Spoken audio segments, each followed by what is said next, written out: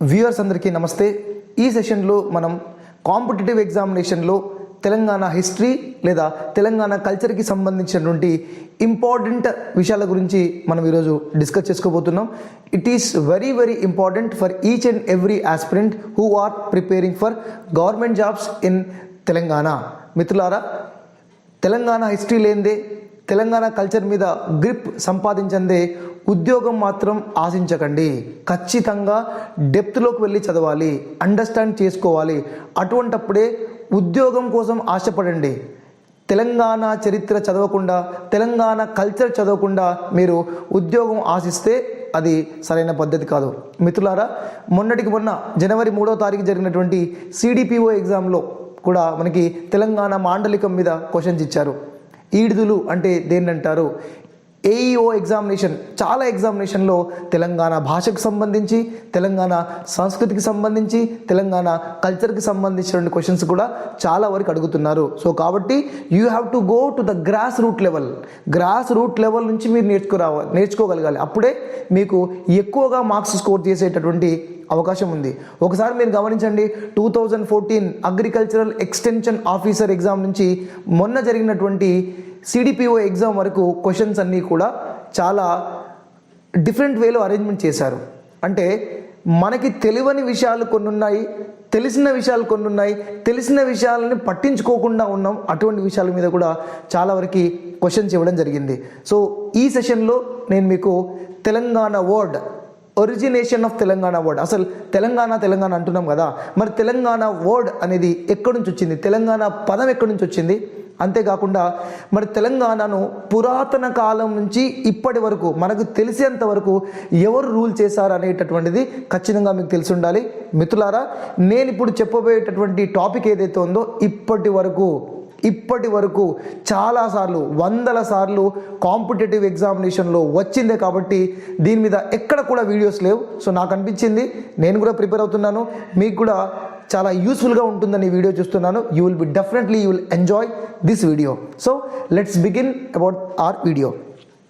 Okay, origination of the word Telangana word ఎలా వచ్చిందనేది చూసుకుందాం. ఇంతకుముందు క్వశ్చన్ కూడా వచ్చింది మనకి, origination of Telangana word. So Telangana word origination అంటే తెలంగాణ వర్డ్ అనేటటువంటిది, తెలంగాణ పదం అనేటటువంటిది ఎక్కడి నుంచి వచ్చింది, ఎప్పటి నుంచి మనం దీన్ని వ్యవహారిక భాషలో వాడుతున్నాం, from which century onwards we are using the word Telangana. So let's try to understand. See, according to the Jain text and according to the Buddhist text, అంటే జైన గ్రంథాలు, బుద్ధిస్ట్ గ్రంథాలు మనకి ఈ తెలంగాణ లేదా ఈ భారతదేశంలో ఉన్నటువంటి ఈ భాగాన్ని, this region is called as Dakshinapatha. I repeat, దీన్ని ఏమంటున్నారంటే Dakshinapatha. This is called as Dakshinapatha. Telugu medium విద్యార్థులారా, నేను ఇంగ్లీష్లో రాస్తున్నాను కాబట్టి దక్షిణాపథ మీరు తెలుగులో అయితే రాసుకోండి. దీన్ని ఎప్పుడైతే రాస్తున్నాను దక్షిణాపథ. మరి ఈ పైన ఉన్నటువంటి భాగాన్ని ఉత్తరాపథ. దక్షిణాపథ అంటే ఇది తపతి అండ్ నర్మదా. సో దీన్ని మనం నర్మదా రివర్ అనుకోండి, Narmada river and this is Tungabhadra river.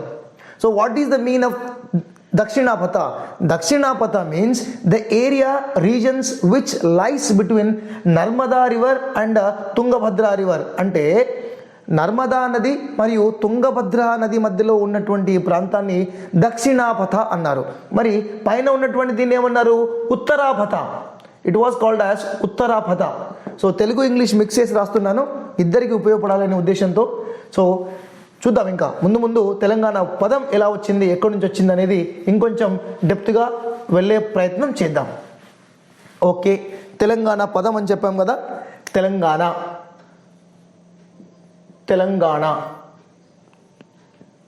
చాలా wonderful word Telangana, right? As per the Jain text, as per the Buddhist text, they explain that this is called as Dakshinapatha అని చెప్పడం జరిగింది.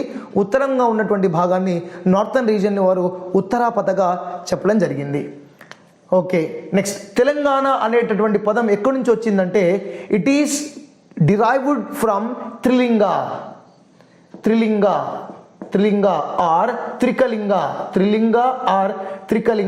ఇంగ్లీష్లో కూడా రాస్తున్నాను, Trilinga or Trikalinga. That means the area which lies between 3 lingas, అంటే 3 లింగాలు ఉన్నటువంటి భాగాన్ని కలిపితే ఉన్నటువంటి భాగాన్ని త్రిలింగ దేశం. This Trikalinga became later Telangana.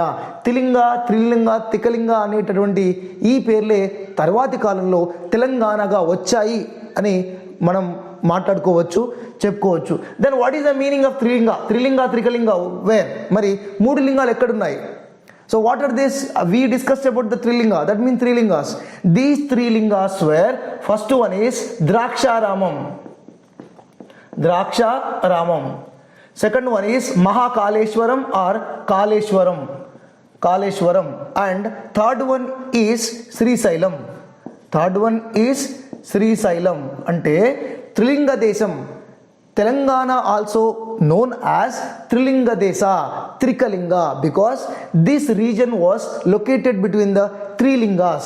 ఇది 3 లింగాలు, Kaleshwaram, Draksharamam, Srisailam. So this region was called as Telangana in the ancient literature. అంటే పురాతన కాలంలో త్రికలింగ అనేటటువంటి పదం నుంచి తెలంగాణ పదం వచ్చింది అని చెప్పి కొంతమంది చరిత్రకారుల యొక్క అభిప్రాయం. Some of the historians believed that based on this 3 lingas the name Telangana derived అని చెప్పడం జరిగింది. So this is the first. And the next one is Telivaha river. Question ఇంతకుముందు టీఎస్పీఎస్సీ నిర్వహించినటువంటి ఎగ్జామ్లో తెలివాహా రివర్ గురించి వచ్చింది. తెలివాహా నది, Telivaha river. So from the word Telivaha the Telangana name derived. Telivaha అనేటటువంటి నది పేరు వల్ల తెలంగాణ పేరు వచ్చింది అనేటటువంటి కూడా ఒక డిస్కషన్ జరిగింది. So what is Telivaha river? Telivaha river is nothing but Godavari. మరి తెలివాహా రివర్ అంటే ఏంటిది? ప్రజెంట్ గోదావరి రివర్ని ఇంతకుముందు తెలివాహా అనేవారు పురాణాల్లో. సో తెలివాహా నది వల్ల తెలంగాణ పదం వచ్చింది అని డిస్కషన్ చేశారు. They believed that from the name Telivaha river Telangana name was derived. It is the second one. And the third one Ptolemy. Okay, second father of geography అంటారు, ఫాదర్ ఆఫ్ కార్టోగ్రఫీ అని కూడా పిలవచ్చు. Second father of geography Ptolemy in his book a guide to the geography. A guide to the geography అనేటటువంటి పుస్తకంలో ఈయన రాశారు Trilingan. Okay, Trilingan, Telingas and Telingas. Those people living in the region, those people living in the south, those people living especially present day Godavari areas, so those were known as Trilingan or Telingas. Ptolemy రాసినటువంటి a guide to the geography అనే పుస్తకంలో ఆయన ఏమని mention చేశారంటే గోదావరి పరివాహక ప్రాంతాల్లో నివసించే వారిని త్రిలింగాన్ లేదా తెలింగాస్ అనేటటువంటిది కూడా ఆయన టాలమీ గారు రాయడం జరిగింది. It is the first, second, third. And another statement during the period of Kakatiya period, అంటే కాకతీయుల కాలంలో Kakatiyas period one of the Brahmin sect was called as Telanganyas. Brahmin sect అంటే బ్రాహ్మిన్లో ఒక రకం, బ్రాహ్మిన్లో ఒక రకమైనటువంటి బ్రాహ్మణులు తెలంగాణ్యాస్. సో తెలంగాణ్యాస్ అనేటటువంటి ఒక బ్రాహ్మణ శాఖ ఉండేది. one kind of sect was there, Brahmin sect, that was Telanganyas. So these all are the information gathered by the historians. Telangana padam ekkadi nunchi vachindante త్రిలింగ నుంచైనా వచ్చి ఉండవచ్చు, తెలివాహా నది నుంచి వచ్చిన ఉండవచ్చు, అండ్ టాలమీ రాసినటువంటి పుస్తకం ద్వారా తెలింగా సైకి ఉండవచ్చు. అండ్ కాకతీయుల్లో బ్రాహ్మణులు తెలంగాణ అనేటటువంటి ఒక బ్రాహ్మణుల శాఖ ఉండేది. ఈ శాఖ నుంచి మనకి తెలంగాణ అనేటటువంటి పదం వచ్చి ఉండవచ్చు అని చెప్పి హిస్టోరియన్స్ బిలీవ్ చేస్తున్నారు. ఓకే, మరి ఎప్పటి నుంచి మనం వ్యవహార భాషలో మాట్లాడుతున్నాం తెలంగాణ అని? ఎప్పటి నుంచి మాట్లాడుతున్నాం? Telangana. When we're talking about Telangana, the word Telangana, మరి తెలంగాణ అనేటటువంటి పదం మనం వ్యవహారిక భాషలో ఎప్పుడు మాట్లాడుతున్నామంటే from Amir Khusro's time, from Amir Khusro ఎవరు? Delhi sultans court poet. So during the time of Delhi sultans, so Delhi sultans time నుంచి తెలంగాణ అనేటటువంటి పదం వాడుకలోకి వచ్చింది, వ్యవహారంలోకి వచ్చింది. Continuously the name Telangana was spreaded during the time of Amir Khusro. Delhi sultan time నుంచి తెలంగాణ అనేటటువంటి పదం మనకి వినబడుతూ ఉండేది. Okay, from where this word Telangana return, మరి ఎక్కడ ఈ తెలంగాణ పదం అనేది రాయబడింది? సార్ తెలంగాణ అంటున్నారు కదా, తెలంగాణ అని ఇప్పటివరకు వాళ్ళు చెప్పారు వీళ్ళు చెప్పారు అంటారు కదా, మరి తెలంగాణ పదం అనేది ఎక్కడైనా రాసి పెట్టుందా? ఎవరైనా రాసారా అంటే yes, we have evidence. History doesn't blindly follow whatever happened. History believes the written material. History believes scientific evidences. History believes a scientific temper. Okay, history గుడ్డిగా ఎవడో రాసి ఉంటే నమ్మేది కాదండి. దాన్ని ప్రాపర్గా రీసెర్చ్ చేసి తెలుసుకొని కంపారిటివ్ చేసి ఇంకా రిలేటివ్స్ కూడా వెతికి అప్పుడు దాని మీద ఒక హైపోథిసిస్ ఫామ్ చేసి అప్పుడు కంక్లూజన్కి వస్తారు. Right. So Telangana word, where this Telangana word was written, Telangana word అనేటటువంటిది మరి ఎక్కడ మొట్టమొదటిసారిగా రాశారు అనేది మనకు కావాలి. ఎక్కడంటే మొట్టమొదటిసారిగా మనకి తెలంగాణ పదం Prataparudra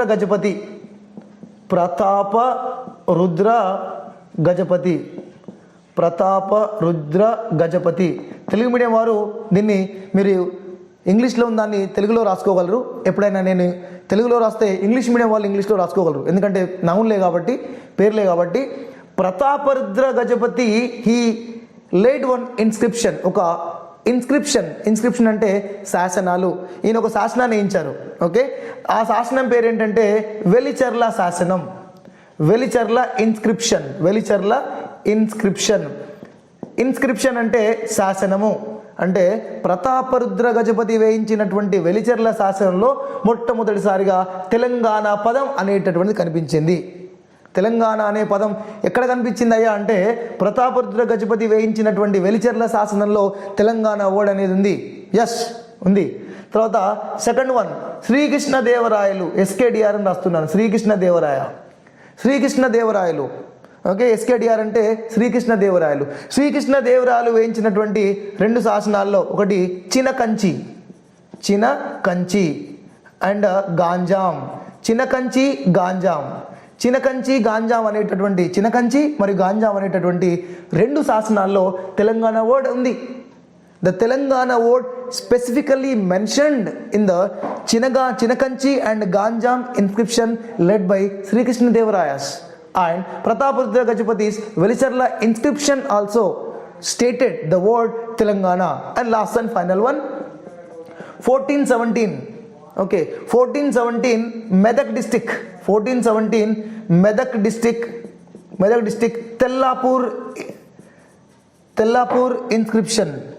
Tellapur inscription also mentioned about the word Telangana. అంటే 1417లో వేయించినటువంటి మెదక్ జిల్లాలోని Tellapur inscription, very very important. Tellapur inscription కూడా తెలంగాణ అనేటటువంటి పదాన్ని సూచిస్తున్నది.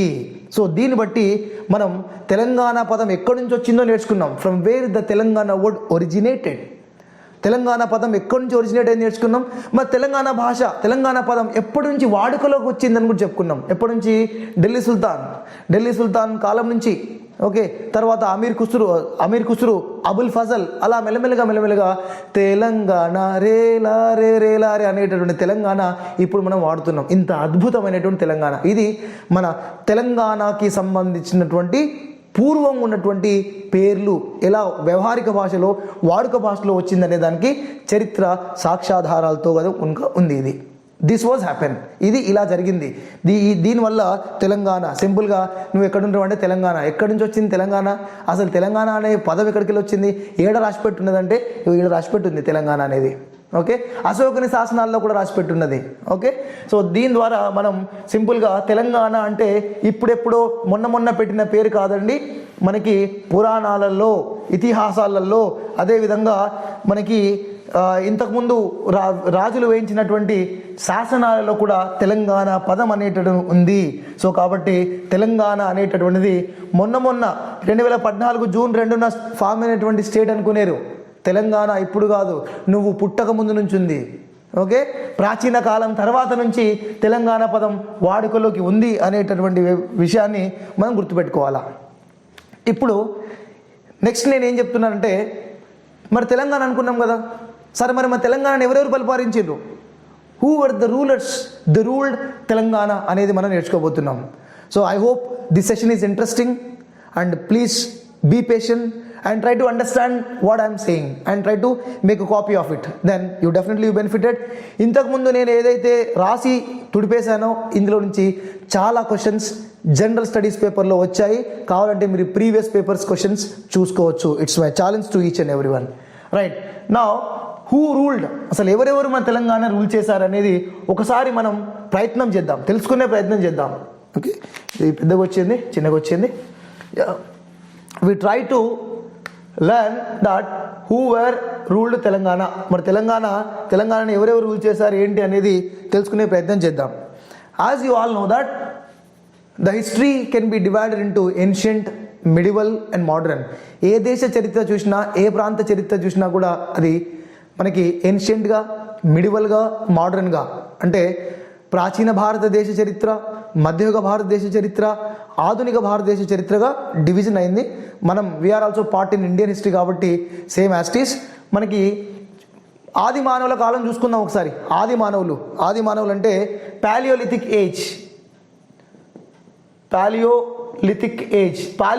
ఏజ్ అంటే ప్రాచీన కాలం.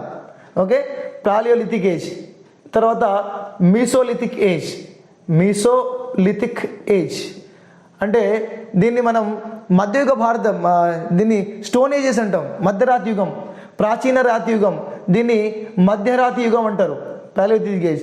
దెన్ దీన్ని మనం నియోలిథిక్ ఏజ్ అంటాం. నియోలిథిక్ ఏజ్ అంటే దీన్ని కొత్త రాతి యుగం అంటాం. కొత్త రాతి, మధ్యరాతి, ప్రాచీన రాతి యుగం.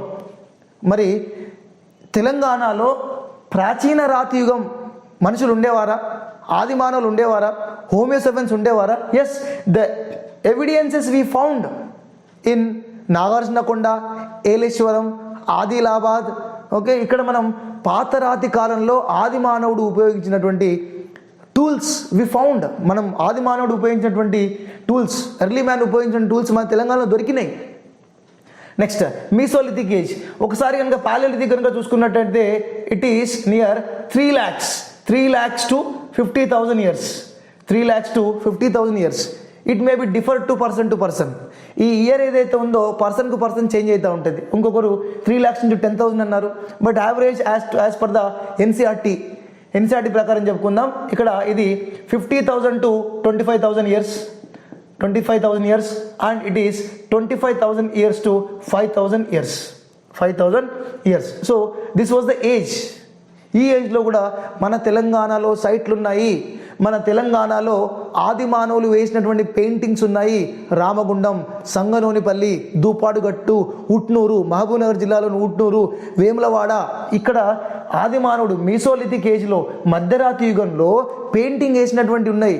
మధ్యరాతి యుగంలో ఇండియాలో మనకి భీంబెట్కా, మధ్యరాతి యుగంలో మనకి మీసోలిథిక్ ఏజ్లో భీంబెట్కా కేవ్స్లో మనకి deer, women's, dancing women painting వేసినట్టు ఆధారాలు దొరికాయి. నియోలిథిక్ ఏజ్లో కూడా మనకి ఇక్కడ పర్సన్స్ ఉండేవారు. Okay, paleolithic, mesolithic, neolithic. ఈ నియోలిథిక్ ఏజ్లో ఏం జరిగింది? కొత్తరాతి యుగంలో పాలియోలిథిక్ ఏజ్లో హీ వాజ్ ఎ నొమాడ్, దేశ దిమ్మరితనం, పెద్ద పెద్ద బండలు ఉపయోగించిండు. మీసోలిథిక్ ఏజ్లో ఏమైంది? చిన్న చిన్న బండలు బాగా బరువు ఉన్నాయని చెప్పి చిన్న చిన్న బండలు వెపన్స్. నియోలిథిక్ ఏజ్లో ఏమైంది? కుమ్మరి చక్రం కనిపెట్టిండు. మీసోలిథిక్ ఏజ్లో ఫైర్. ఓకే, ఇక్కడ మనకి నిప్పును కనిపెట్టాడు. Fire was invented by him. Neolithic ఏజ్లో domestication of animals, agriculture, settlement అనేది ఈ నియోలిథిక్ ఏజ్లో చేశారు. నియోలిథిక్ ఏజ్లో చేసిన తర్వాత chalcolithic age. Okay, chalcolithic age అంటే దీన్ని మనం కంచు యుగం లేదా కాంస యుగం అంటారు. కంచు యుగం లేదా కాంస యుగం 5000 ఇయర్స్ తర్వాత అంటే ఇక్కడ ఇనుమును వాడారు, కాంస్యం, బ్రాంజ్, బ్రాస్ని వాడడం జరిగింది. ఈ తర్వాత అప్పట్లో చిన్న చిన్న విలేజెస్ వచ్చినాయి, స్మాల్ విలేజెస్ వీటిని ఏమంటారు? జనా అంటారు. జన అంటే group of people were living, జనాలు అంటారు. 10 మంది 20 మంది ఉంటే జనాలు ఉన్నారు అంటారు కదా. సో స్మాల్ విలేజెస్ కాస్త ఏమైపోయింది? జనపదాస్ అంటే ఏంటంటే టౌన్స్, గ్రామాలు పోయి జనపదాలుగా మారాయి.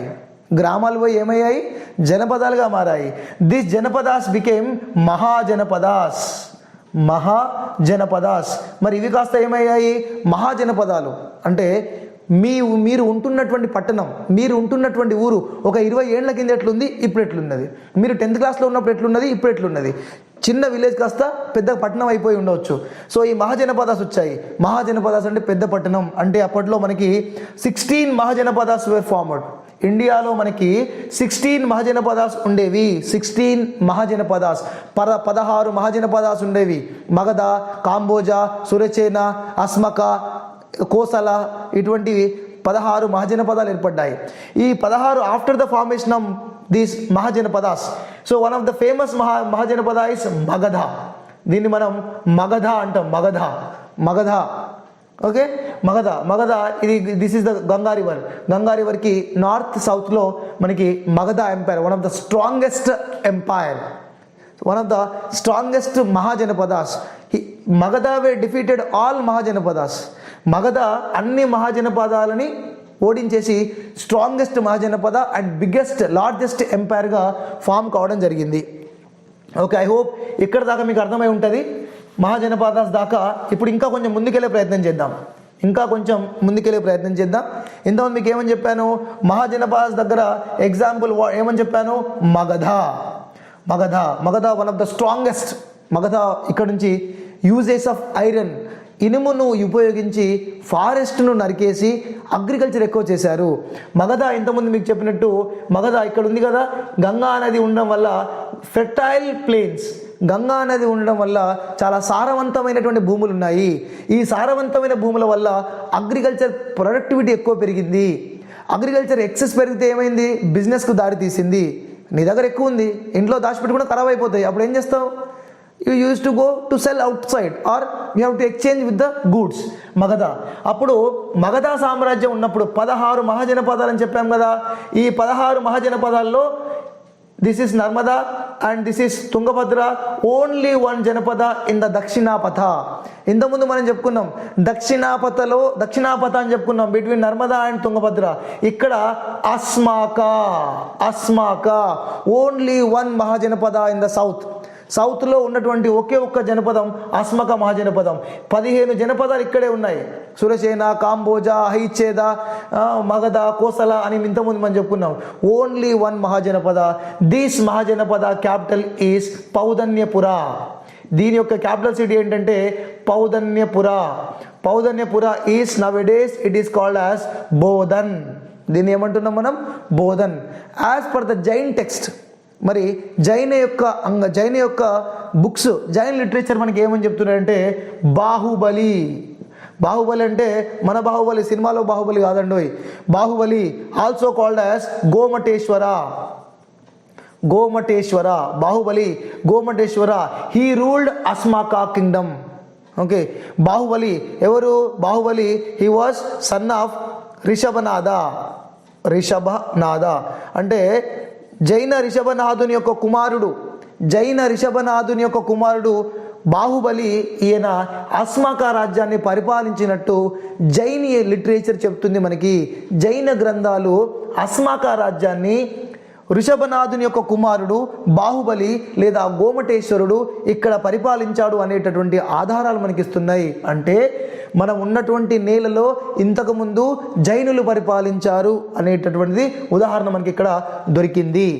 Okay right. మగధ, అదేవిధంగా మనకి మన దగ్గర అస్మాకా రాజ్యం ఉండే, అస్మాకా రాజ్యాన్ని మనం పౌధన్యపుర అన్నాం. Paudhanyapura now it is called as Bodhan, it is in Nizamabad district. Magadha తర్వాత ఎవరు పరిపాలించారు? Maurya, Ashoka, Maurya. After the downfall of Magadha మనకి ఎవరు రూల్ చేశారు? మౌర్య రూల్ చేశారు. సో మౌర్య అని చెప్పాం కదా, Maurya. The Maurya samantas were Satavahanas. Right. మౌర్యులకి సామంతులుగా or samantas also called as feudatories. అంటే మౌర్యులకి సామంతగా పనిచేసిన వారు ఎవరు? Satavahanas were they worked under the supremacy of Maurya. మౌర్యులకి సామంతులుగా ఉన్నారు. ఎక్కడ ఈ శాతవాహనులది? Satavahanas capital city Kotilingala, now present in Jagtial district. అది గోదావరిలో సబ్మర్జ్ అయిపోయింది, ఇప్పుడు లేదు కోటిలింగాలలో మనకి Satavahana founder Srimukha Satavahana's coins were we found. మనకి శ్రీముఖ శాతవాహన యొక్క కాయిన్స్ మనకి కోటిలింగాలలో దొరికాయి. And Satavahanas capital city is Kotilingala. Satavahanas capital city was Kotilingala that time. Okay, Satavahanas. After the Satavahanas, మరి శాతవాహన తర్వాత ఎవరు రూల్ చేశారు? శాతవాహన ఆఫ్టర్ ఈక్ష్వాక. శాతవాహన తర్వాత ఎవరు చేశారు? Ikshvakas. This Ikshvaka were worked under the Satavahanas. శాతవాహనుల దగ్గర పనిచేసినటువంటి ఈక్ష్వాకులు శాతవాహనులను చంపేసి శ్రీశాంతముల, ఇక్కడ శ్రీముఖ వాజ్ ద ఫౌండర్. ఇక్కడ ఈక్ష్వాక శ్రీశాంతముల ఈక్ష్వాక. Then Ikshvaka after Vakataka. దీన్ని వాకాటక, వింధ్యశక్తి మరి అవసరం లేదు పేరు, వాకాటకుల తర్వాత మరి మన తెలంగాణ రాజ్యాన్ని మొట్టమొదటిసారిగా శాతవాహనులు పరిపాలించారు. శాతవాహనుల తర్వాత ఈక్ష్వాకులు పరిపాలించారు. ఈక్ష్వాకుల తర్వాత మనకి వాకాటకులు పరిపాలించారు. వాకాటకుల తర్వాత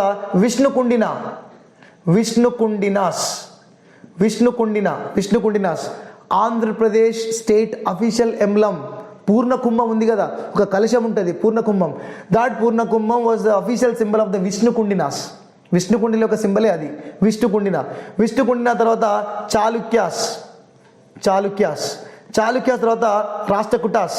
చాళుక్యాస్ వర్ ద 3. మళ్ళీ చాళుక్యులు 3 ఉన్నారు. చాళుక్యాస్ వర్ 3. 1 చాళుక్య వాస్ బాదామిని రూల్ చేసేవారు బాదామి చాళుక్య. కళ్యాణిని రూల్ చేసేవారు కళ్యాణి చాళుక్య. వేంగిని రూల్ చేసేవారు వేంగి చాళుక్య. చాళుక్యులు ఒకటే సంతతి, కానీ తర్వాత వాళ్ళు డివైడ్ అయ్యారు. బాదామిని రూల్ చేసేవారు బాదామిని రాజధానిగా చేసుకునే వారిని బాదామి చాళుక్య. కళ్యాణిని రాజధానిగా చేసుకొని రూల్ చేసేవారిని కళ్యాణి చాళుక్యాస్. వేంగిని రాజధానిగా చేసుకునే వారిని వేంగి చాళుక్యాస్ అని కూడా అంటారు. Right. Okay, after the Chalukyas మనకి రాష్ట్రకూటాస్ ఏంటంటే దంతి దుర్గా ఫేమస్. అంటే రాష్ట్రకూటుల యొక్క founder Danti Durga, he was carved the mountain and made Dashavatara temple. అంటే రాష్ట్రకూటులు ఏం చేస్తారంటే ఒక కొండను పైనుంచి కిందికి తోలుచుకుంటూ వచ్చి మనకి ఎల్లోరాలో కైలాస దంతిదుర్గుడు దశావతార టెంపుల్ కార్వ్ చేయడం జరిగింది. దంతిదుర్గునితో పాటు వాళ్ళ కుమారుడు వాళ్ళ మనవళ్ళు ఎంతోమంది వాళ్ళు పెట్టుకున్నటువంటి ప్లాన్ని కంటిన్యూ చేశారు.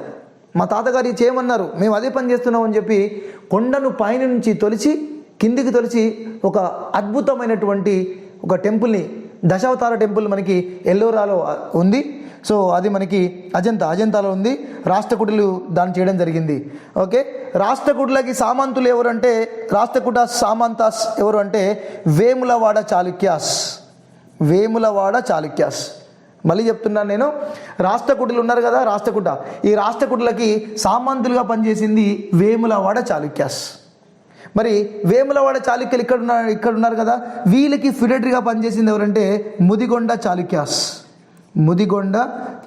ఎందుకంటే రాష్ట్రకూటాస్తో ముదిగొండ చాళుక్యులకి థ్రెట్ ఉంది కాబట్టి రాష్ట్రకూటులతో ముదిగొండ చాళుక్య థ్రెట్ ఉంది కాబట్టి వీళ్ళేం చేశారు చాళుక్యాస్ అంటే ఈ వేంగి చాళుక్యులతో ఉన్నారు Mudigonda Chalukya. I repeat, Mudigonda Chalukyas were the samantas of the Vengi, or వీరినే మనం ఈస్టర్న్ చాళుక్యాస్ అంటాం. వేంగి చాళుక్యుల్ని మనం ఏమంటాం? ఈస్టర్న్ చాళుక్యాస్. సో మనకి Vemulawada Chalukyas, Mudigonda Chalukyas were frequently fought. Mudigonda చాళుక్యులకి వేములవాడ చాళుక్య పడదు. సో వేములవాడ చాళుక్యులు రాష్ట్రకూటులకి సోపతి, రాష్ట్రకూటులతో ఫ్రెండ్షిప్, రాష్ట్రకూటులతో టైప్ ఉండేది. సో మనం మరి వీళ్ళతో పాటు ఉంటే కుదరదు కదా, ఆపోజిట్ టీంతో వీరు ఈ ముదిగొండ చాళుక్యులు వారితో టైప్ కావడం జరిగింది, సామంతులుగా వర్క్ చేయడం జరిగింది. So this is about the Rashtrakutas. Next, in the initial days after the Vemulawada చాళుక్యులు వీళ్ళంతా అయిపోయిన తర్వాత కాకతీయాస్. సో మరి కాకతీయ చూద్దాం. Kakatiyas were once they are the samantas of Chalukyas and also Rashtrakutas. కాకతీయులు ఉన్నారు కదా, Kakatiyas were worked as a samantas of Chalukyas and also Rashtrakutas. నేను మళ్ళీ చెప్తున్నాను, రాష్ట్రకూటులకి మరియు చాళుక్యులు, కాకతీయులు మొదట రాష్ట్రకూటులకి తర్వాత చాళుక్యులకి సామంతులుగా పనిచేశారు. Chalukyas they given Hanumakonda region to the Kakatiya. నేను మళ్ళీ చెప్తున్నాను, Kakatiyas were the feudatories of Rashtrakutas, later they became the feudatories of Chalukyas. Rashtrakutas అంతా ఒక్కొక్క దగ్గరనే. బట్ రాష్ట్రకూటాస్ డౌన్ఫాల్ అయిపోయిన తర్వాత చాళుక్యుల దగ్గర పనిచేశారు. సో చాళుక్యులు ఏం చేశారు, వీళ్ళకి హనుమకొండ రీజన్ ఇచ్చేసరికి వీరు ఇండిపెండెంట్గా కాకతీయ డైనాసిటీని వాళ్ళు ఫామ్ అప్ చేయడం జరిగింది. So this is the sequence. Kakatiya అయిపోయింది కదా, ఇంకా ముందుకెళ్దాం. ఇంకా మనకి ఏమొస్తుందో చూద్దాం. ఇంకా ముందు ఇంకా మనకి ఎటువంటి విషయాలు దొరుకుతాయి, ఎటువంటి అంశాలు మనం తెలుసుకోగలుగుతాము. సో ఇదైతే సీక్వెన్స్. ఇప్పటి వరకు ఇప్పుడు నేను సిడిపిఓ ఎగ్జామ్లో కూడా ఈ సీక్వెన్స్ వచ్చిందండి. శాతవాహన, ఈక్ష్వాకాస్, వాకాటకాస్, విష్ణుకుండినాస్, చాళుక్యాస్, రాష్ట్రకూటాస్. మనకి సిడిపిఓ ఎగ్జామినేషన్ జనరల్ స్టడీస్లో కూడా ఈ క్వశ్చన్ వచ్చింది. చాలా ఎగ్జామ్ పేర్లు గుర్తులేవు కానీ చాలా ఎగ్జామ్స్లో ఇప్పటి వరకు మనం రాసుకున్న ప్రతి ఒక్కటి వచ్చింది. ఓకే, ఇప్పుడు మనం ఏమేమి చెప్పుకున్నాం? కాకతీయాస్ అని చెప్పుకున్నాం. Kakatiyas, the independent founder of Kakatiya dynasty రుద్రదేవుడు ఇండిపెండెంట్ ఫౌండర్ కాకతీయాస్. సో మనందరికి తెలుసు కాకతీయుల్లో గొప్పవాడు ఎవరంటే గణపతి దేవ. కాకతీయులో గ్రేటెస్ట్ రూలర్ ఎవరు? గణపతి దేవ తర్వాత ఎవరు వచ్చారు? రుద్రమాదేవి తర్వాత ఎవరు? రుద్రమాదేవి తర్వాత మనకి ప్రతాపరుద్ర 2 మూవీ కూడా వచ్చింది మనకి, Prataparudra 2. So Prataparudra grandson, Rudramadevi's grandson Prataparudra 2 రావడం జరిగింది. సో మనకి గణపతి దేవ చాలా ఫేమస్. గణపతి దేవ తర్వాత రుద్రమాదేవి తర్వాత Prataparudra 2. Prataparudra 2. So Prataparudra 2. During the time of Prataparudra the Kakatiya empire was collapsed, downfall అయిపోయింది. ప్రతాపరుద్రుడు రాజుగా ఉండే టైంలో first attack 1303 at Upparpalli, Karimnagar జిల్లా దగ్గర ఉన్నటువంటి ఉప్పర్పల్లి దగ్గర ఎవరు అటాక్ చేశారు? అల్లావుద్దీన్ ఖిల్జీ అటాక్ చేశాడు. It was unsuccessful. అంటే Prataparudra was stopped them. Alauddin Khilji was failed to enter. అంటే 1303లో అల్లావుద్దీన్ ఖిల్జీ ప్రతాపరుద్ర మీద అటాక్ చేసేసరికి ప్రతాపరుద్ర వాస్ స్టాప్డ్ దెమ్. దాని తర్వాత మళ్ళీ ఏమైంది? 1309 Malik Kafur the commander of Alauddin Khilji he was attacked and Prataparudra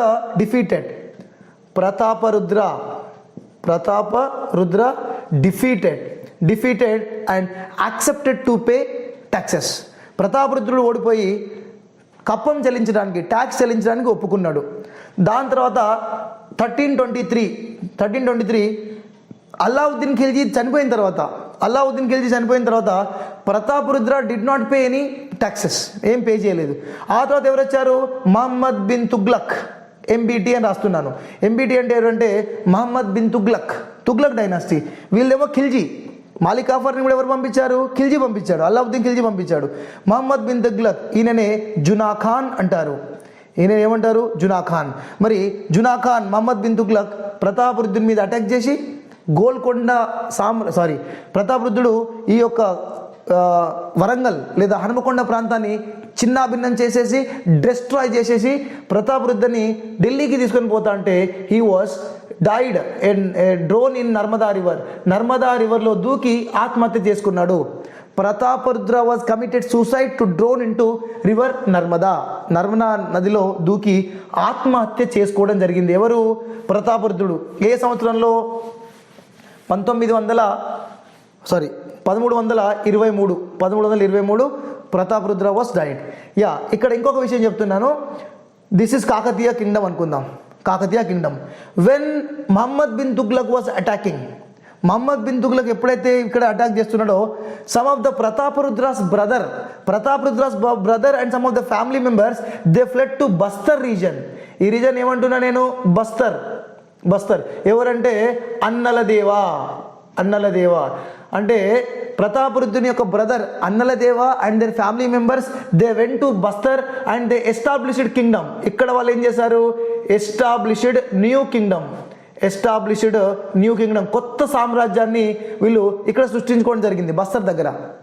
మనకి పుస్తకాలలో ఇదే ఉంది, ప్రతాపరుద్ర ఇదే ఉంది, ఇది మిగతా లేదు. ప్రతాపరుద్రుని చంపేటప్పుడు అటాక్ చేసేటప్పుడు కొంతమంది వీళ్ళు కొంతమంది ఇక్కడ ఉన్నటువంటి కొంచెం డబ్బు, కొంచెం బంగారం, నగలు ఇవన్నీ తీసుకొని బస్తర్ దండకారణ్య, గోదావరి నది దాటి ఛత్తీస్గఢ్ దండకారణ్యంలో ఉన్నటువంటి బస్తర్ ప్రాంతానికి వెళ్ళి అక్కడ కొత్త సామ్రాజ్యాన్ని నెలకొల్పారు అనే విషయం మనకి ఎప్పుడు తెలిసిందంటే రీసెంట్గా మనకి 6 నెలల కింద గవర్నమెంట్ ఆఫ్ తెలంగాణ మన తెలంగాణ గవర్నమెంట్ ఏం చేసింది?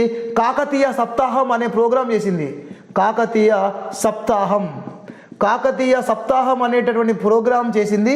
అప్పుడు 22nd హెయిర్ ఆఫ్ కాకతీయ అంటే కాకతీయుల యొక్క 22వ రాజు, కాకతీయుల యొక్క 22వ వారసుడు కమల్ చంద్ర భాంజ్దేవ్. క్వశ్చన్ రావచ్చండి. కమల్ చంద్ర భాంజ్దేవ్ అనేటటువంటి 22వ కాకతీయ వారసుడు మొత్తానికి 2022లో తెలంగాణ ప్రభుత్వం ఈయనని పిలిపించింది. అంటే ప్రతాపరుద్రుని అటాక్ చేసేటప్పుడు కొంతమంది ఇక్కడ నుంచి వెళ్ళిపోయి వాళ్ళు కాపాడుకున్నారు. వాళ్ళ రక్తం, కాకతీయుల వారసుడు ఇప్పుడు కూడా ఉన్నాడు. ఆయన పేరే కమల్ చంద్ర భాంజ్దేవ్. చాలా చాలా ఇంపార్టెంట్. రీసెంట్గానే మనకి 2022లో కాకతీయ సప్తాహం అనేటువంటి ప్రోగ్రాం చేశారు. జూన్లో చేశారు. 2022 జూన్లో కాకతీయ సప్తాహం అనే ప్రోగ్రామ్ని చేయడం జరిగింది. So Prataparudra it was collapsed. ఇప్పుడు కనుక మనం చూద్దాం కాకతీయాస్ తర్వాత Warangal name has been changed as Sultanpur. Warangal నేమ్ని ఏమని చేంజ్ చేశారు? Sultanpur. Warangal name has been changed as Sultanpur and Burhanuddin was the ruler. Burhanuddin was the appointed as a governor. అంటే మహమ్మద్ బిన్ తుగ్లక్ ఏం చేశారు? బుర్హానుద్దీన్ అనే ఒక చాలాసార్లు వచ్చింది ఎగ్జామినేషన్లో మిత్రులారా, ఇది చాలాసార్లు వచ్చింది. Burhanuddin was appointed as a subedar as a governor to the Kakatiya or Warangal. He changed the name of Sultanpur.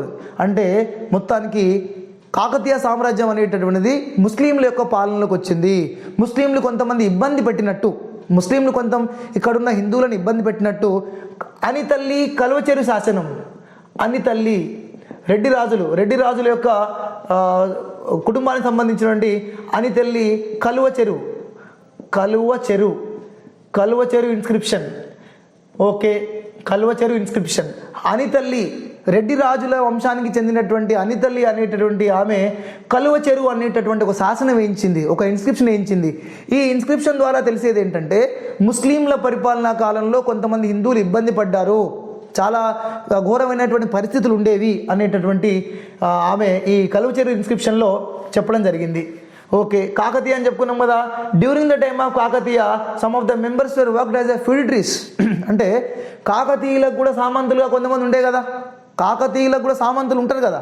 So example వారిని విరియాల వంశం, తర్వాత గోనె వంశం, తర్వాత ఎలకుర్తి వంశం, తర్వాత మనకి పొలవాస వంశం, తర్వాత ఇంకోటి రేచర్ల రేచర్ల వంశం, రేచర్ల రుద్రుడు. గోనె అంటే గోనె గన్నారెడ్డి అంటాం కదా, గోనె గన్నారెడ్డి వాళ్ళ డాడీ గోనె బుద్ధారెడ్డి. తెలుగులో మొట్టమొదటి Ramayanam, first Ramayanam in the Telugu, that is Ranganatha Ramayanam, written by Gona dynasties person Gona Buddhareddy. Viriyala dynasty, Gona dynasty, ఎలకుర్తివైన డైనాసిటీ, పొలవాస డైనాసిటీ, రేచర్ల రుద్ర రేచరుడు, వీళ్ళందరూ కూడా చిన్న చిన్న సామ్రాజ్యాలు. They supported to the Kakatiya. And Kayastha dynasty, Kayastha, ఇంకోటి కూడా ఉంది కాయస్థ డైనాసిటీ, అంబదేవ, కాయస్థదేవ, అంబదేవ. సో వీళ్ళందరూ కూడా కాకతీయులకి సపోర్ట్గా ఉండేవారు, కాకతీయులకి సామంతులుగా ఉండేవారు, కాకతీయులకి ఫిడరిస్గా ఉండేవారు. బట్ ఏమైంది, కాకతీయులు కొలాప్స్ కావడంతో వీరు కూడా సీన్లో లేకుండా పోయారు, వీళ్ళది కూడా కంప్లీట్గా అయిపోయింది. ఓకే, ఇప్పుడు ముస్లిం రూల్ జరుగుతుంది, ఇక్కడ సుల్తాన్ రూల్ జరుగుతుంది, ఇస్లాం రూల్ జరుగుతుంది. అప్పుడు ఈ ఇస్లాంస్ని వాళ్ళని ముస్లింలను వెళ్ళగొట్టడానికి మూసునూరి నాయకాస్ ఎవరు ఫైట్ చేశారంటే మూసునూరి నాయక, ప్రోలయ నాయక, కాపయ నాయక. మూసునూరి వంశస్థులు ఈ ముస్లిం పాలనకు వ్యతిరేకంగా, ముస్లిం రూలింగ్కి వ్యతిరేకంగా ఈ మూసునూరు నాయకులు ఫైట్ చేయడం జరిగింది. మూసునూరు నాయకే కాకుండా పద్మనాయకులు కూడా వీరు ముస్లింలకు అగెనిస్ట్గా ఫైట్ చేయడం జరిగింది. మూసునూరు నాయకులకి పద్మనాయకులు పడదు, అయినా కూడా ముస్లిం రూలింగ్కి వ్యతిరేకంగా వీళ్ళు ఫైట్ చేయడం జరిగింది, కొంతవరకు సక్సెస్ కూడా కావడం జరిగింది. ఓకే, ఆ తర్వాత మరి మన తెలంగాణ రాజ్యం, ఇప్పుడు మనం అనుకున్నటువంటి మన కాకతీయ రాజ్యం, ఇప్పుడు మనం అనుకున్నటువంటి వేములవాడ రాజ్యం, ఇప్పుడు మనం అనుకున్నటువంటి ముదిగొండ చాళుక్య రాజ్యం, ఇదంతా ఎక్కడికి పోయిందంటే ఇది కాస్త బహుమనీ దగ్గరికి వెళ్ళింది. అంటే ఇంతకుముందు మీకు ఏమని చెప్పాను, మహమ్మద్ బిన్ తుగ్లక్ అని చెప్పాను కదా. మహమ్మద్ బిన్ తుగ్లక్ ఎవరు? ఢిల్లీ సుల్తాన్. మహమ్మద్ బిన్ తుగ్లక్ వాళ్ళు ఎవరంటే ఢిల్లీ సుల్తాన్స్. మహమ్మద్ బిన్ తుగ్లక్ చనిపోయిండు. మహమ్మద్ బిన్ తుగ్లక్ చనిపోయిన తర్వాత ఈయన దగ్గర పనిచేసేటటువంటి అల్లావుద్దీన్ హసన్ గంగు అనేటటువంటి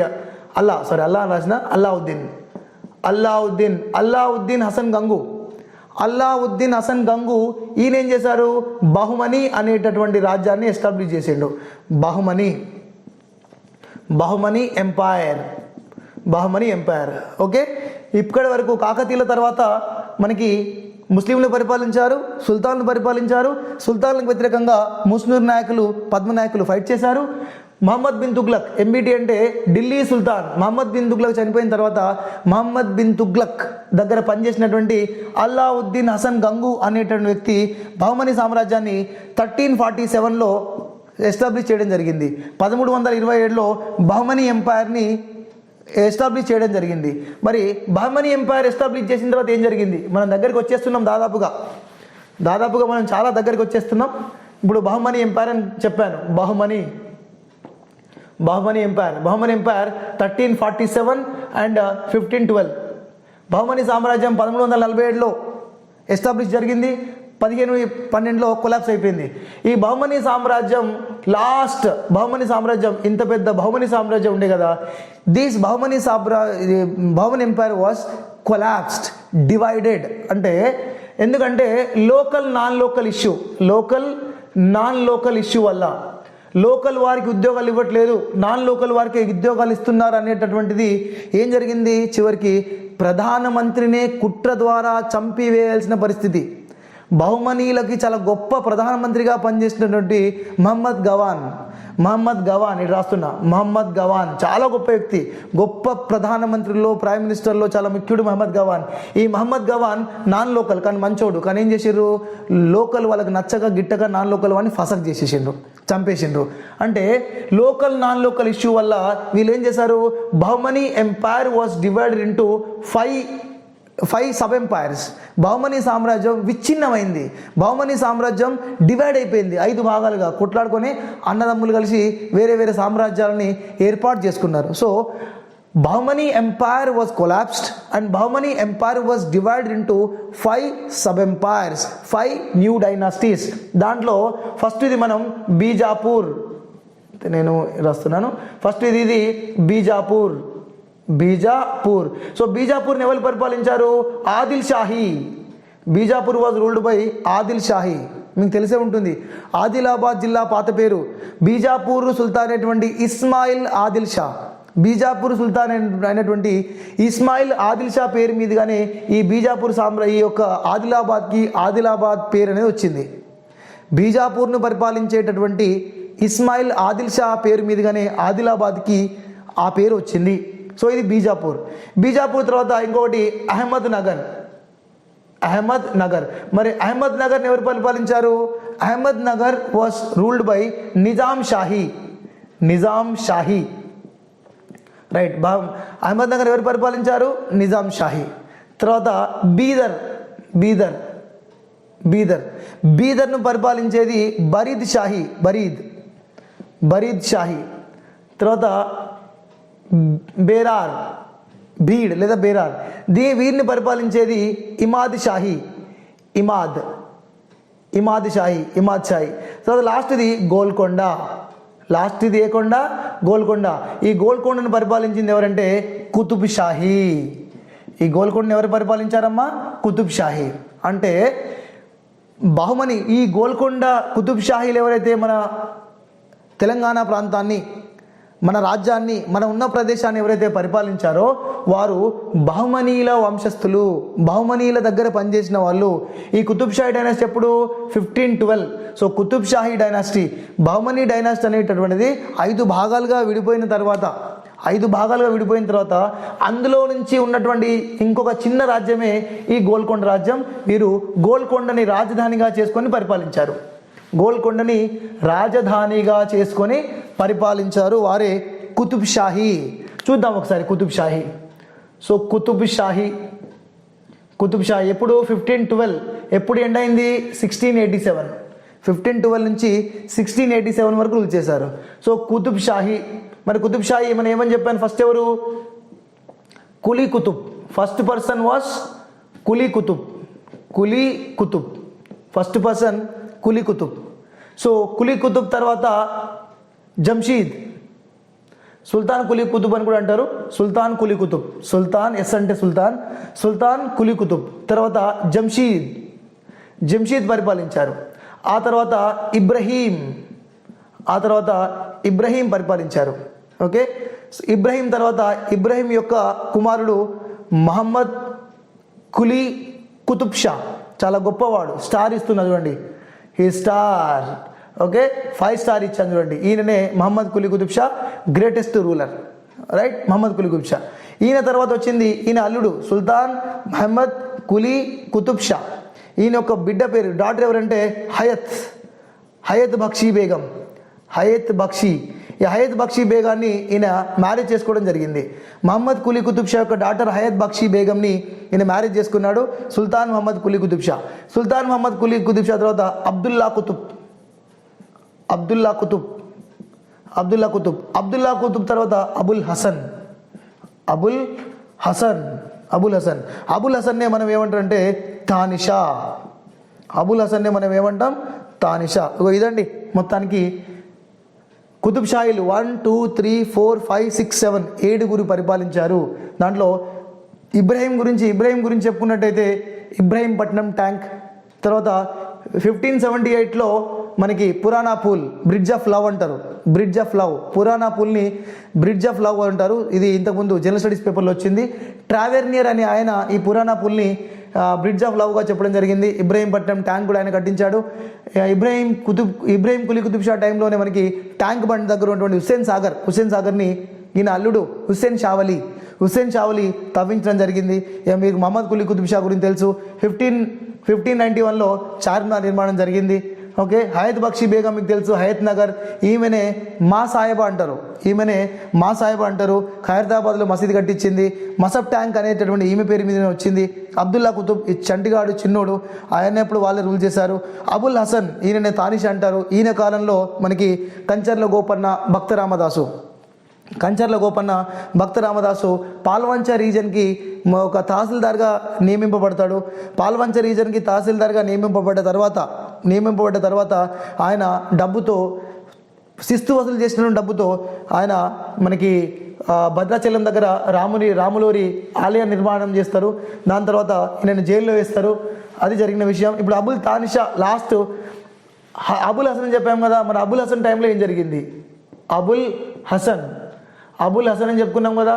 అబుల్ హసన్ టైంలో ఏం జరిగిందంటే, అబుల్ హసన్ టైంలో 1687లో ఔరంగజేబ్ ఈయనను ఓడించేసిండు. ఔరంగజేబ్ 6 నెలలు హైదరాబాద్ని కొట్టాలి, నేను ఢిల్లీకి వెళ్ళాలి, హైదరాబాద్ గోల్కొండ రాజ్యాన్ని స్మాష్ చేసిన తర్వాతనే వెళ్తాను అని చెప్పి ఔరంగజేబ్ 1618 తర్వాత ఔరంగజేబ్ ఎవరండి? మొఘల్స్. అంటే మన తెలంగాణ ప్రాంతం మొఘలుల చేతిలోకి వెళ్ళిపోయింది. మన తెలంగాణ ప్రాంతం ఎవరి చేతుల్లోకి వెళ్ళిపోయింది? మొఘళ్ళ చేతిలోకి వెళ్ళిపోయింది. అంటే 1687 నుంచి 1724 వరకు మా తెలంగాణ, మన ఉన్నటువంటి ప్రాంతాన్ని ఎవరు పరిపాలించారు? మొఘల్స్ పరిపాలించారు. Mughals period very very important. ఇంతకుముందు చాలాసార్లు ఎగ్జామినేషన్లో వచ్చింది. 1687 నుంచి 1724 గోల్కొండ కోట బద్దలు కొట్టి, ఒకరికి లంచం ఇచ్చి, రాత్రి గోల్కొండ కోట తలుపులు తెరిపించి ఔరంగజేబ్ అబుల్ హసన్ని చంపి ఆ కోటను మొత్తం డిస్ట్రాక్ట్ చేసుకొని హైదరాబాద్ని తన ఆధీనంలోకి, తన గుప్పిట్లోకి తెచ్చుకున్నాడు. ఆ తర్వాత 1707లో ఔరంగజేబ్ చనిపోయిండు. Aurangzeb he was the last powerful Mughal ruler. Mughal రూలర్లో చాలా లాస్ట్ పవర్ఫుల్ మొఘల్ రూలర్ ఎవరంటే ఔరంగజేబ్ తర్వాత వచ్చిన వాళ్ళందరూ కూడా అంత కెపాసిటీ లేదు, అంత స్కిల్ లేదు. They are very poor in the administration. Aurangzeb తర్వాత వచ్చిన వాళ్ళు అంత కెపాసిటీ లేదు, కాబట్టి they are unable to administer Hyderabad and Delhi. అంత పెద్ద సామ్రాజ్యాన్ని వాళ్ళు అడ్మినిస్ట్రేషన్ చేయలేకపోయినారు. సో ఔరంగజేబ్ తర్వాత ఎవరు వచ్చారు? ఔరంగజేబ్ తర్వాత మహమ్మద్ షా. ఔరంగజేబ్ తర్వాత ఎవరు వచ్చారు? మహమ్మద్ షా తర్వాత ఎవరు వచ్చారు? జహందర్ షా. ఓకే, జహందర్ షా తర్వాత ఎవరు వచ్చారు? ఫారూక్ షియార్. అంటే వీళ్ళందరూ కూడా నాట్ పవర్ఫుల్. ఈ ముగ్గురు ఔరంగజేబ్ తర్వాత వచ్చిన వాళ్ళందరూ కూడా అంత కెపాసిటీ లేదు, క్యాపబుల్ కాదు. బట్ ఔరంగజేబ్ అంటే హడల్ ఒక్కొక్కరికి. అంటే ఔరంగజేబ్ ఇక్కడ 1687లో సుబేదార్ని బట్టి వెళ్ళిపోయిండమ్మా. He was appointed a governor, provincial governor, and he went. So ఇప్పుడు హైదరాబాద్ ఎవరి దగ్గర ఉంది? Who is ruling Hyderabad?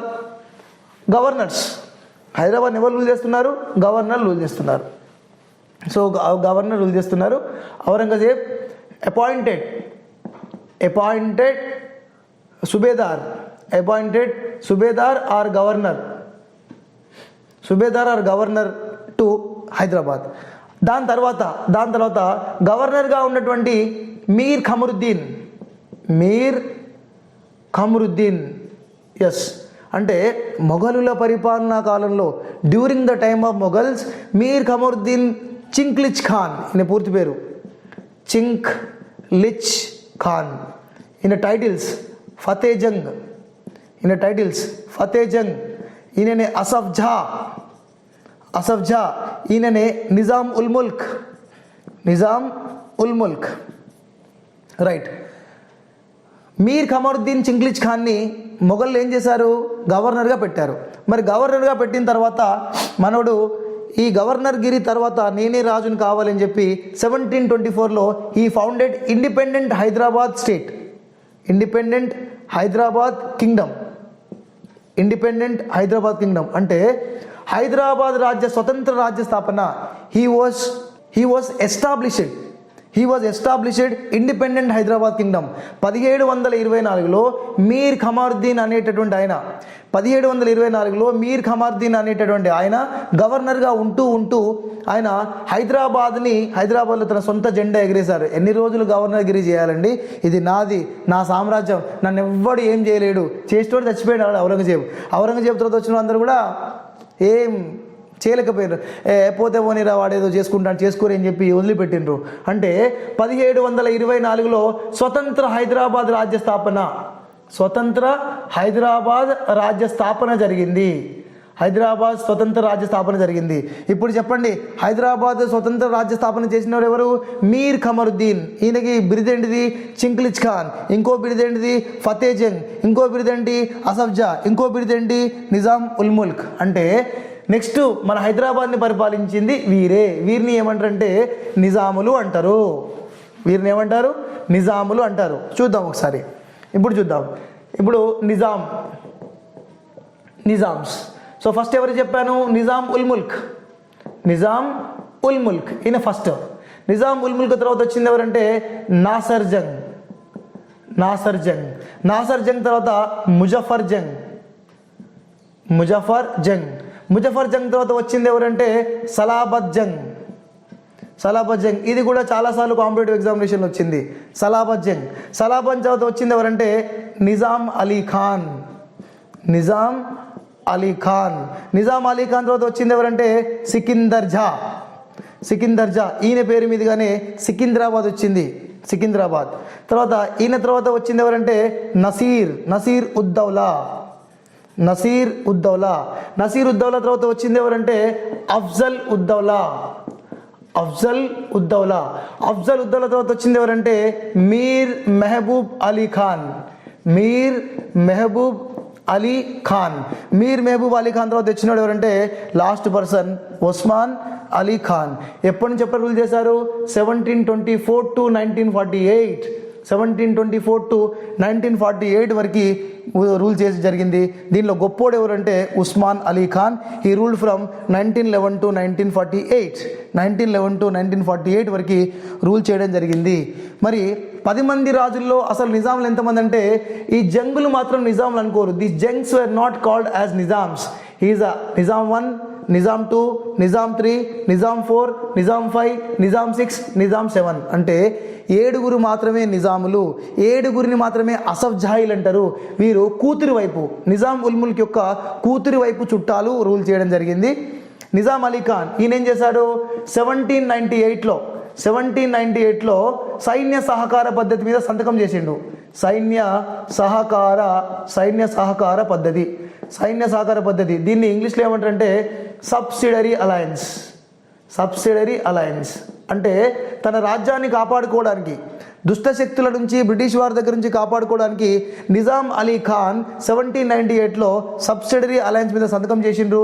ఈ సబ్సిడరీ అలయన్స్ ఎవరు ఇంట్రొడ్యూస్ చేసిందంటే లార్డ్ రిచర్డ్ వెల్లెస్లీ. చాలా ఇంపార్టెంట్.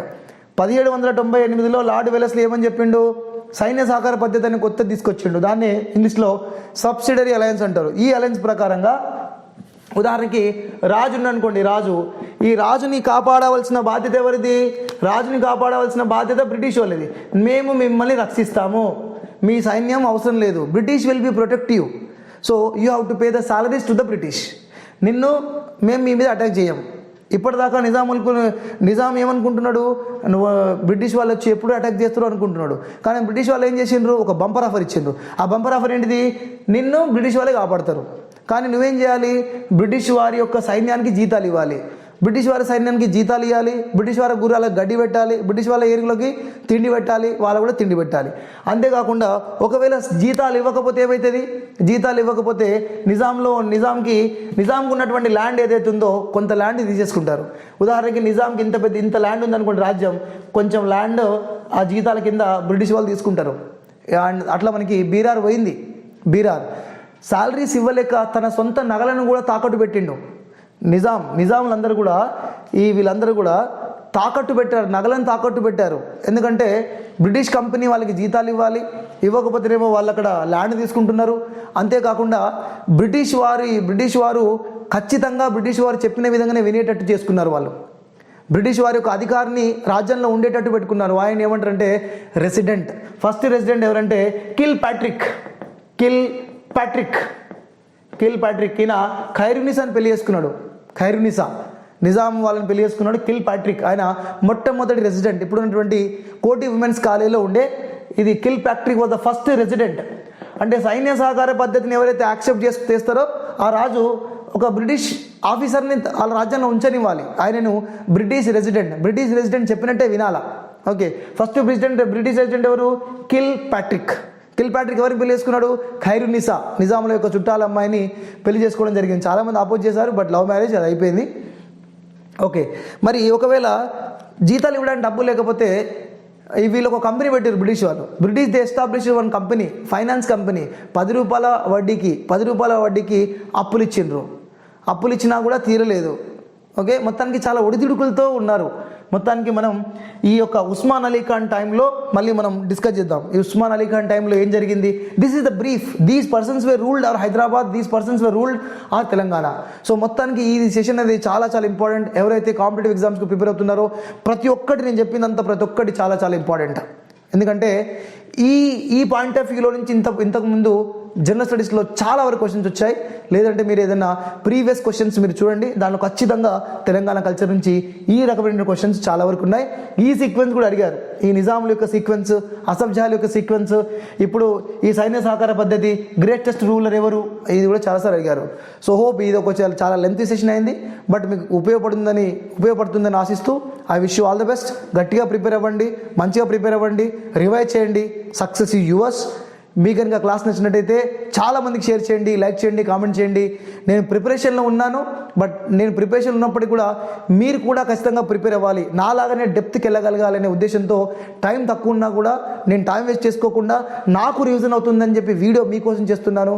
సో లైక్లు కొట్టాల్సిన బాధ్యత మీదే, ఆస్పిరెంట్స్కి చేరవలసిన బాధ్యత మీదే, సబ్స్క్రైబ్ చేసి మీ సత్తా చూపించాల్సిన బాధ్యత కూడా మీదే. ఐ హోప్ నాకు బ్లెస్సింగ్స్ ఇస్తారని, సబ్స్క్రైబ్ చేసి సపోర్ట్ చేస్తారని ఆశిస్తూ I'm signing off. Thank you.